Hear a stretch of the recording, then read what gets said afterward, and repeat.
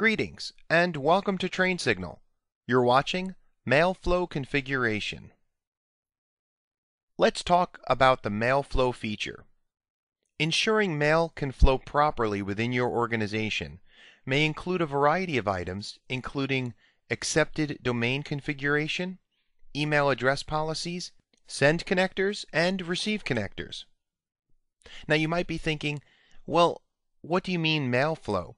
When someone in my organization sends an email, I want it to either go to someone else in the organization or head out to the internet and find the other person that they're emailing. And when a person sends mail to my organization, I want it to come into my organization and get to the mailbox for that individual. And perhaps in your mind and for your situation, that's mail flow. And you're right. However, there are times, unique circumstances, where mail flow may actually be something other than that. It might involve, let's say, having a partner organization where mail flows back and forth between your organization and the partnered organization. It might involve having a mail server that accepts email for more than just your domain, but perhaps other accepted domains. We have much to discuss, so let's get started. Starting with accepted domains. Accepted domains is an SMTP namespace that the Exchange organization can send or receive email for. There are three different types, and these include an authoritative accepted domain. That's where email is delivered to a recipient in this Exchange organization.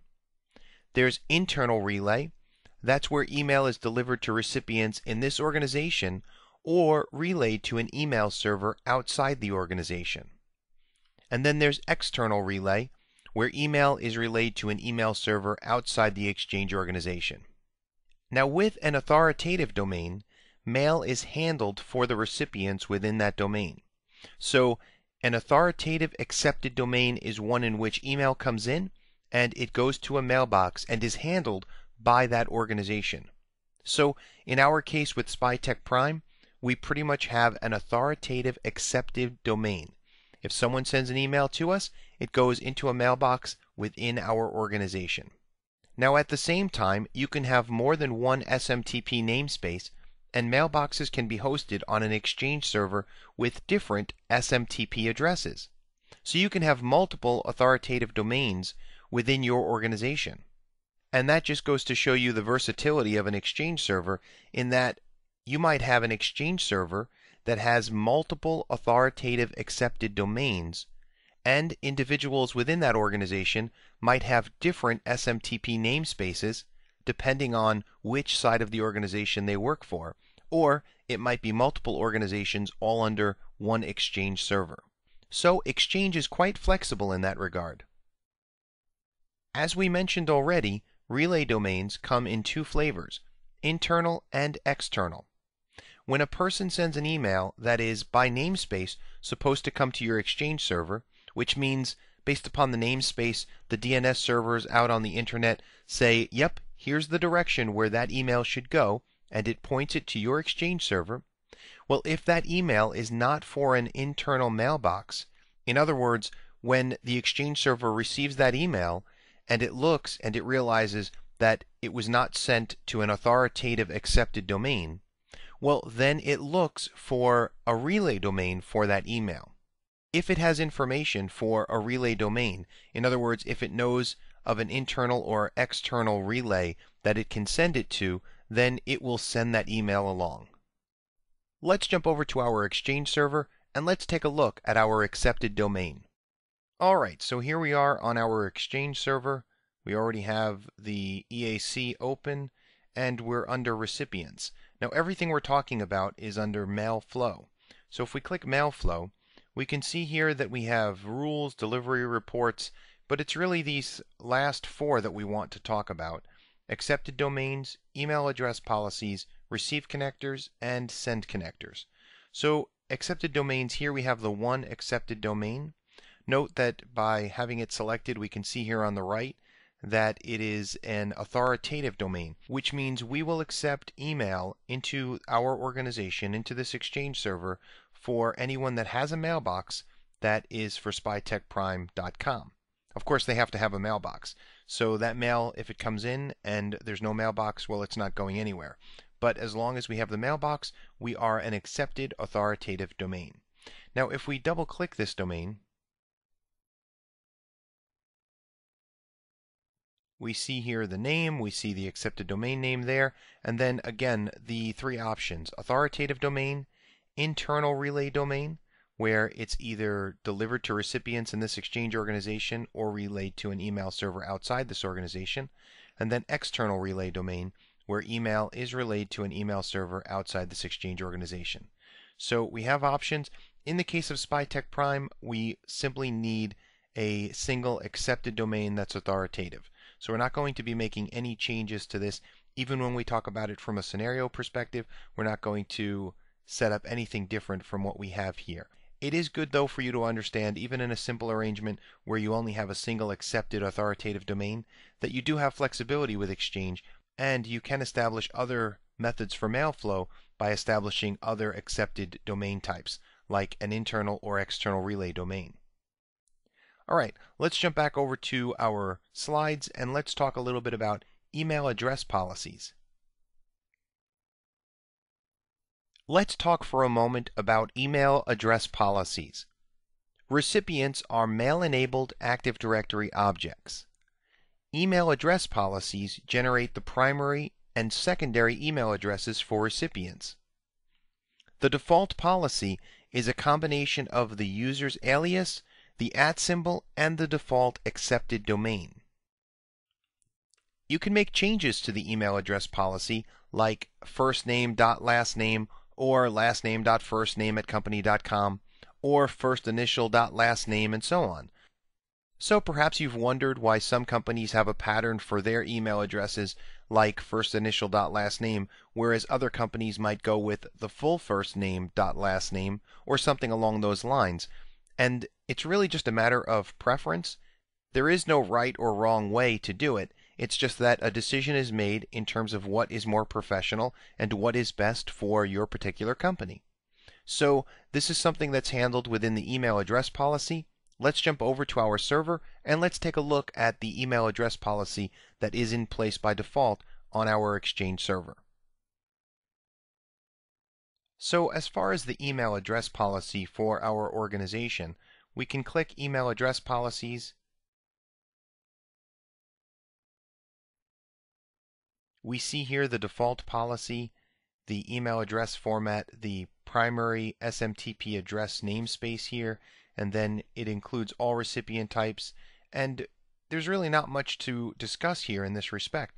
We can open this up and take a look at the policy. It's the default policy. It runs at the lowest. In other words, if there are other policies, this will not take precedence. This will be the lowest in terms of sequence with other policies. We can see email address format. You can see it's a simple SMTP type. The address format uses at spytechprime.com. Okay, but if we edit this, we get a little bit more information here. Here's where we can see that we have it as, in this case, the alias, the user alias at spytechprime.com. And we can change this. Here's where we can change it to John Smith, J. Smith, John S. Smith, John. So we can make it any number of different options. In this case, we prefer it with just the alias, so we're going to leave it as that. If we needed to, we could create an additional policy, a better policy that we would have a different address format. So if we cancel out of here, and let's say we did want to make a change, we click the plus sign for a new email address policy. We give it a name. We provide an email address format, and that's where we would select the type of format that we want for the email address. In our case, we're just fine with it at SpyTech Prime as is. We appreciate the alias being used with at SpyTech Prime, so we're going to leave this policy as it is. And now let's jump back over to our slides and let's talk about send connectors and receive connectors. So another aspect of mail flow, and actually a very important aspect, is the send connector. Now send connectors deliver outgoing mail to the next hop. Now that hop could be the internet. That hop could be a smart host, which is a relay server. That hop could be an edge transport server or some other form of anti-spam or antivirus server. That hop could be a partner that you send email directly to, as opposed to having a send connector that sends it to the internet and it lands into the email address boxes of your partner organization. Now you might say, well, why would I have a send connector for a partner organization if I could just send all outgoing email to the internet and have it be delivered that way? Well, one of the reasons is because you can establish different security mechanisms on send connectors. So you can have one between a partner that would be stronger perhaps, and it would be stronger because you might also allow for different content to go through. You might allow for larger sizes in terms of the mail size restrictions for sending email. And so you can have different send connectors for different organizations that you're partnered up with. However, in our case, we're looking at a very simple situation where we just need to establish a way for email to go out to other organizations, go out to the internet. So how do we do that? Well, when we take a look at the send connectors in our MailFlow settings, you're going to see that there are no send connectors by default. So we're going to have to create a send connector. And you'll see that there are a couple of different types that we can create. We can create a send connector that does use a smart host, or we can use one that uses DNS settings and sends it right out to the internet. When email needs to go out to the internet, outgoing email, it will use DNS servers, it will check for MX records, and it will send mail directly to those other email servers. However, it's interesting to note that without send connectors, we're still able to send email to individuals within the organization. How is that possible? Well, mailbox servers by default have implicit invisible send connectors, and these allow the mailbox servers to communicate with others within the organization based upon the Active Directory site topology. So again, if we want mail to flow outside of our organization, we have to configure a send connector. Now let's take a moment and just discuss the difference between the DNS send connector that uses MX records and a smart host send connector. So when you configure a send connector to use DNS settings, which is the standard method for sending email, Exchange will look for the MX record of that domain where that mail is going to, and it attempts to contact directly, to send that email directly to the Exchange server on the other side or the messaging server on the other side. With a smart host send connector, Exchange sends outgoing email to another email server, and that server will deliver it to other servers on your behalf. So one way or another, your email will get to its destination server, but you may decide to go with a smart host at times as opposed to using the DNS MX records. Now why would you do that? Well, if your Exchange server is on a network that's behind an ISP that's giving you a dynamic IP address, like with a home lab environment, oftentimes the DNS connector won't work. So your people will send emails and they'll get bounced back because of some sort of anti-spam protection on the part of the receiver. So these anti-spam solutions, they're just trying to prevent any spam monger from setting up a mail server and just shooting emails out there. So most spam protective solutions will reject your messages, and we'll take a look at this in a moment. So you might decide to go with a smart host. However, with the smart host, you may have to pay for the usage. So if you're testing things at home and you don't have a static IP and your messages are getting rejected, but you still want to test, find a free smart host for testing, like Django. Or even if you have a small business and want to maintain your own Exchange in-house, you can go with a cheap smart host solution. It just takes a little bit of research on different smart host solutions. Now, of course, I'm talking to you as an Exchange administrator. If you really wanted to avoid all of this as a small business, you would go with Office 365 and let someone else worry about the headache. But being that our goal here is to set up Exchange servers, then if you run into this problem where people are getting their emails rejected back, it's probably because you have a dynamic IP address. So you can contact your ISP, you can ask them to ensure that you get a static IP address, and so that you won't be put on the block lists or your IP addressing won't be blocked by the various spam servers, and then see if you're still having the problem. At times it's a different type of problem and a different reason why you're being blocked. You might be on a block list of some sort, and so you have to just kind of work through the problems there to ensure that your mail can get sent through. Let's just jump over to our server for a moment and let's configure a send connector for our organization that uses DNS. And you'll have an opportunity to see what happens when we try to send email directly to another individual that has an anti-spam solution in place and will block that email because in our case, we're sitting behind a dynamic IP address, and so our emails will bounce back without the use of a smart host. Let's take a look. Alright, so here we are back in our Exchange Admin Center. We're under the Mailflow settings, and we have send connectors selected already. And you can see there are no send connectors. That's the default.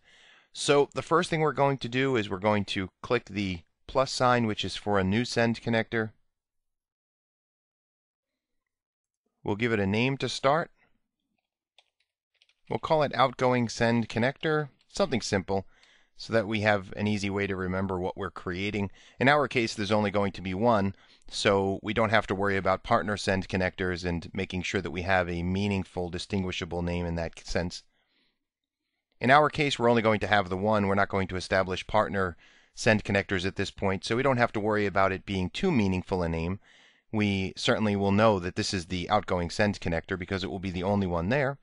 And here we can choose the type, and so we'll choose Internet to send internet mail, and we'll click Next.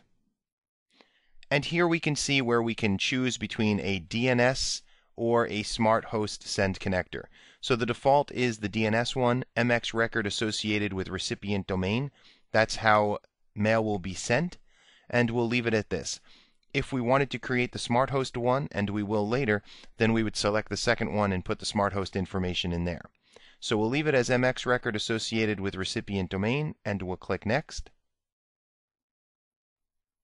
Here we see we have to put in the address space, and so in our case we're actually going to send all outgoing mail through this send connector. So the best way to do that is, instead of putting in an FQDN, where the FQDN would be specific, like if we had a partner that we were going to send email to, in this case, being that we're sending all outgoing mail, we just put an asterisk in the space here. So literally we put an asterisk, and what that basically says is that all email that's not going to another individual within our domain, SpyTech Prime, should be sent out through this send connector. So we leave it at this and we click Save, and we click Next. We have to associate the send connector with a server, so we click the plus sign. In our case, there's only one server, so it will find that server. There it is. We click Add and OK. And then Finish. And here we have that send connector. And so you can see here we have a maximum send message size of 10 megabytes. We can change this, but we don't want to, because actually the policy for SpyTech Prime is to keep it at 10 megabytes. So if we wanted to, we can open this up, and after creating it, now we can go in, and you can see that there are all of these other options that we can start working with now that the send connector is in place. So here we can proxy through client access server, we can set the protocol logging level, we can change the maximum send size if we want, and we can do other things. Delivery, here we can change the settings here, we can change the authentication, scoping, we can change some additional settings here, address space, source server, and so forth.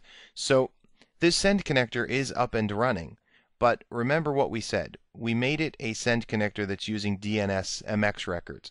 And in our case, we're actually in a situation where we have a dynamic IP address assigned to our router. So at times that's going to mean that our emails will not make it through.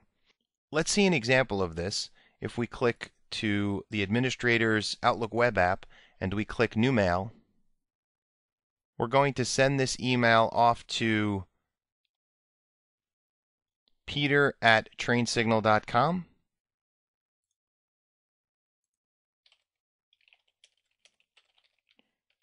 A simple test email.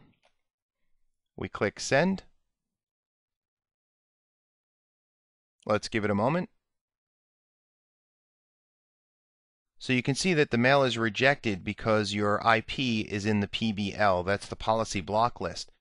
So the mail services that TrainSignal is using as one of perhaps several different anti-spam solutions They're using an IP block list provider that's provided by spamhaus.org.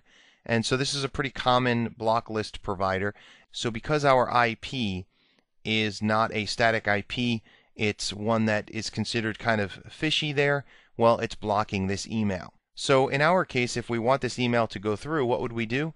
Well, the first thing we would do is probably look at a smart host in order to make sure our email would go through and not be rejected because of the IP address being dynamic.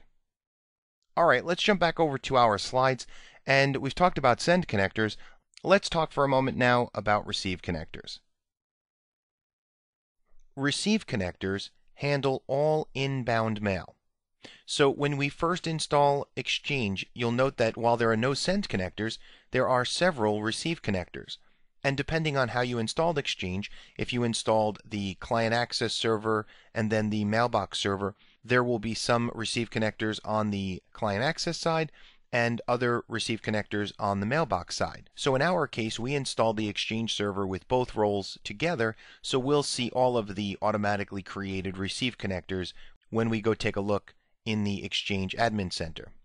At the same time, however, we might manually create these if, as we said before with send connectors, we need to establish a greater level of control or added security over which servers receive email from a particular IP address or address range. So we can create these receive connectors if we're partnered up with another organization, another company, or another side to the company that we're a part of, perhaps one that has a separate Exchange organization. And so instead of sending email through the internet to get to those individuals and receiving it back through the internet, we can create receive connectors so that the connection is direct between the two organizations. And then, of course, that comes with all of the benefits of being able to establish different unique settings with regard to how that connector will perform, how much the maximum receive size for messages coming in, the type of security. For example, we haven't discussed security just yet, but we can have mutual TLS, which means that we say that, hey, this link, this connection between the two, the send and receive side, is more secure and requires a greater level of authentication between these two servers. So through the creation of send and receive connectors, we can really establish some solid but flexible options for our organization. All right, so if we look at receive connectors here, we can see that there are a variety of different receive connectors that have already been created for us, and each one of these has a different port that it uses. So actually, if we select the different receive connectors, we'll see some information here on the right-hand side, but you have to literally double-click each one in order to see the port number that it actually represents. So here we look, and we click Scoping, and under Scoping you can see the ports that are supported by this receive connector. So depending on the way that we're trying to access the server and the receive connector that's necessary depending on the port, that is where these will all come into play. So actually the one that we're looking for is the default front end. If we open this one up and we go to Scoping, so that's port 25 SMTP. And if we just look at the security here, we can see a couple of things. For example, we can see permission groups, and we can see that anonymous users is there. So we need to make sure that persons can send email through this receive connector and that the email can be sent by anonymous users. Now you can establish other receive connectors that do not allow anonymous users, that may only be able to come from Exchange servers. Maybe you can even turn off the legacy Exchange servers, so you can make other adjustments to these receive connectors to make them stronger and more secure.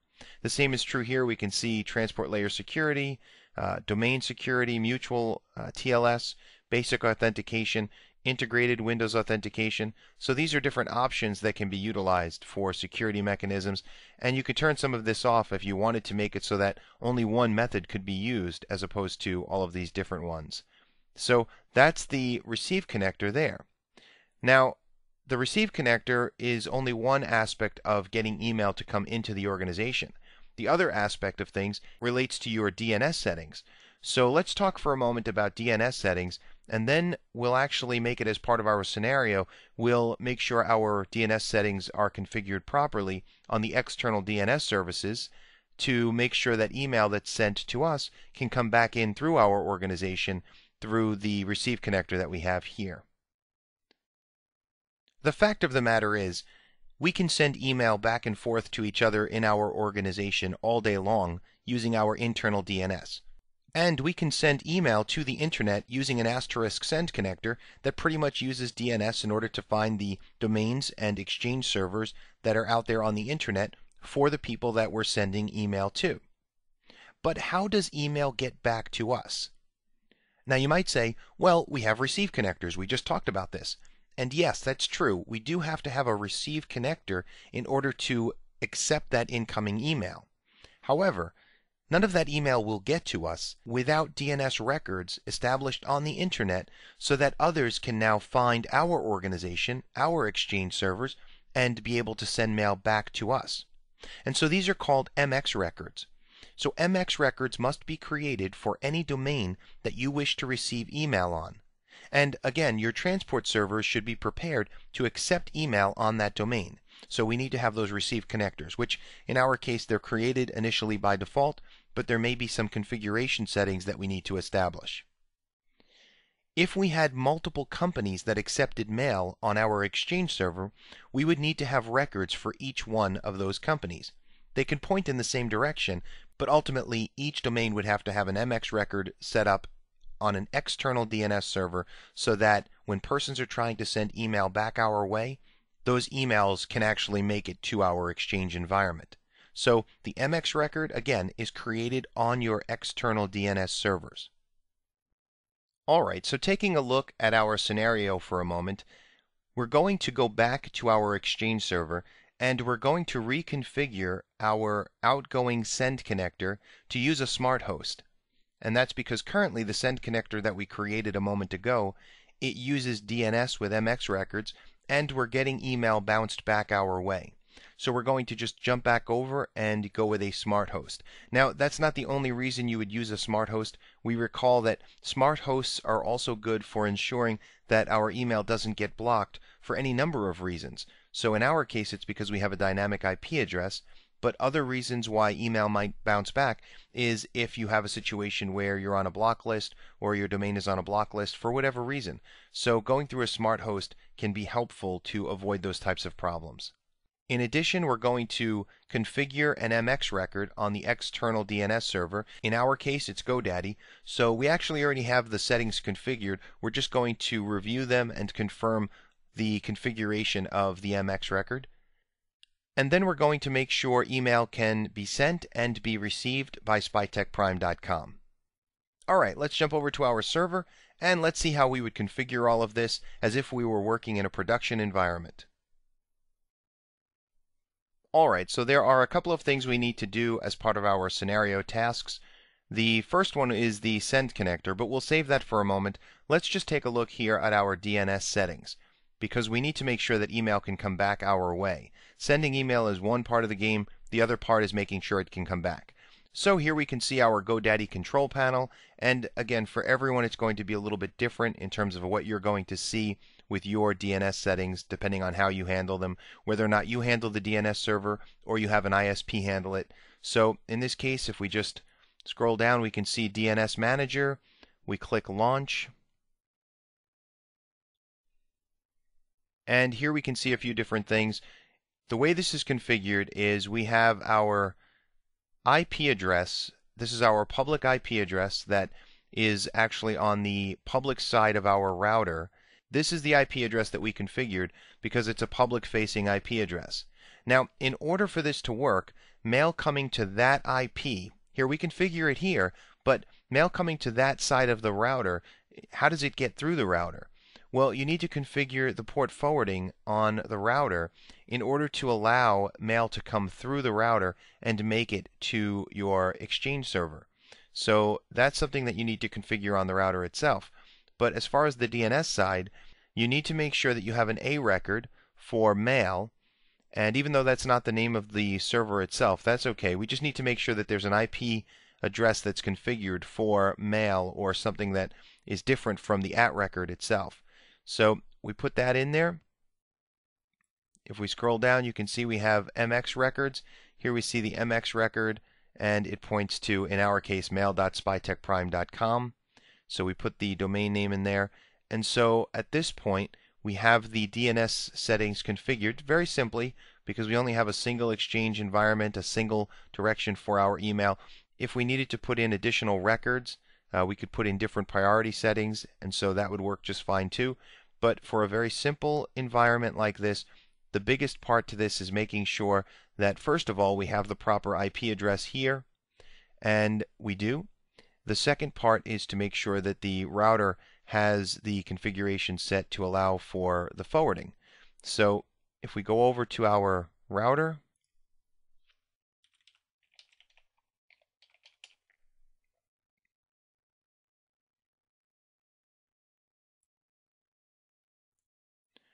we can see we can go to set up network connection, set up port forwarding. Here we can see we have the IP address and the port 25 to allow incoming email, and so it will allow emails coming from outside to be sent right through. Make sure you have this enabled because you can create all of the port forwarding you want, but if this is still disabled, whatever your router says, however it's configured, this is an iBoss Pro for business, but if you don't have it enabled, it's not going to forward anything. So once this is configured, you have your DNS settings configured, so when someone tries to send you an email, they know how to send it to your Exchange server. It comes to one side of the router. The router now knows to forward it because it knows the Exchange server's IP address. So when anything comes into it that is SMTP, Simple Mail Transfer Protocol oriented, it says, okay, I know what to do with this. It's going to forward it, and it will forward it to the Exchange server. And because the Exchange server has the receive connectors established here for port 25, we know that it is ready to accept email. We know too that that email can be sent from anonymous individuals online because under the security settings, anonymous users have been selected.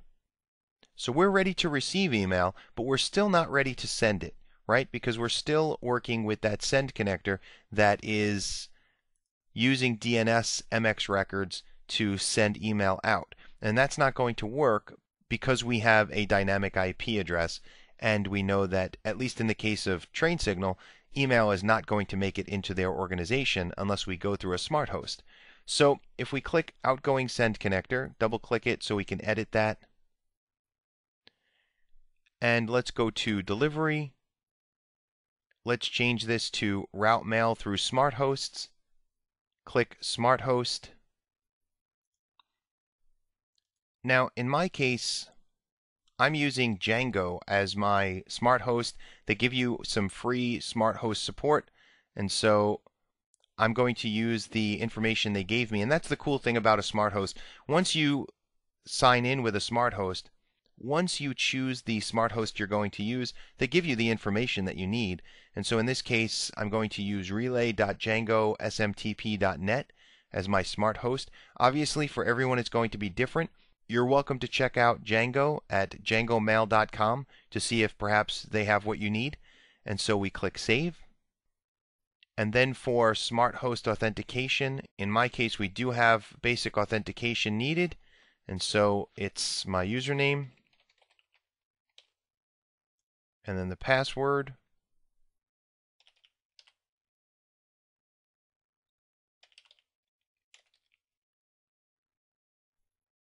and we click Save.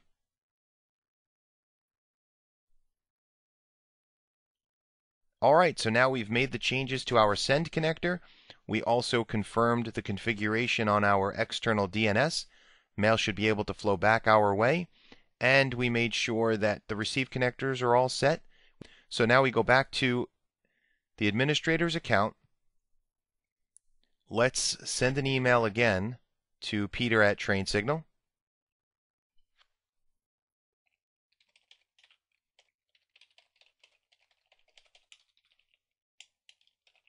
We click Send.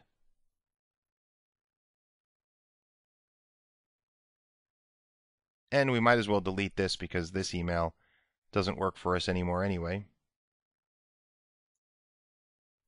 And you can't see this, but I have my TrainSignal email up, and that email just came through. Let me just bring it over so you can see it. So you can see it came from administrator at Spytech Prime. You can see that's the message we sent. If we click Reply,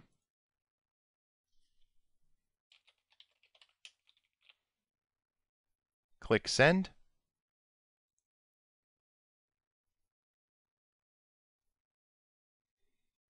And there we go. We now have a fully functional Exchange environment. So that's very exciting. It's always exciting when everything works. It's always a good thing. It doesn't work as easily as you just saw here. Obviously, this is a video, so we can make it work perfectly in a video. But keep in mind that a lot of the points that were given throughout this lesson, they're important points to help you to avoid frustration. Sometimes that frustration may come from your internet service provider if you're trying to determine the proper public IP that you can use for your external DNS records. Sometimes that frustration may come from sending emails and having them bounce back because you're using the DNS MX send connector. So you might want to go through the smart host route in order to avoid those types of problems. So the important thing is, especially when you're trying to set up Exchange from a lab perspective, is that you want it to work and you want to be able to send and receive emails, just to prove to yourself at least that you can make it happen. However, working through the various problems is really an education in and of itself, and it will make you a better Exchange administrator to have gone through some of the frustrations and turmoil that you might see when working with it in a lab environment. It's better to go through these types of things in a lab environment than to do it in a production environment in front of your peers or perhaps your employers.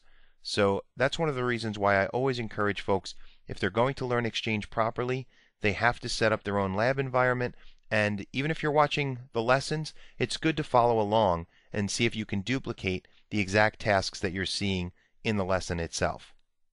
So there was certainly a lot to take in this lesson. We hope you found it informative. Thanks for watching, and we'll see you in a future lesson.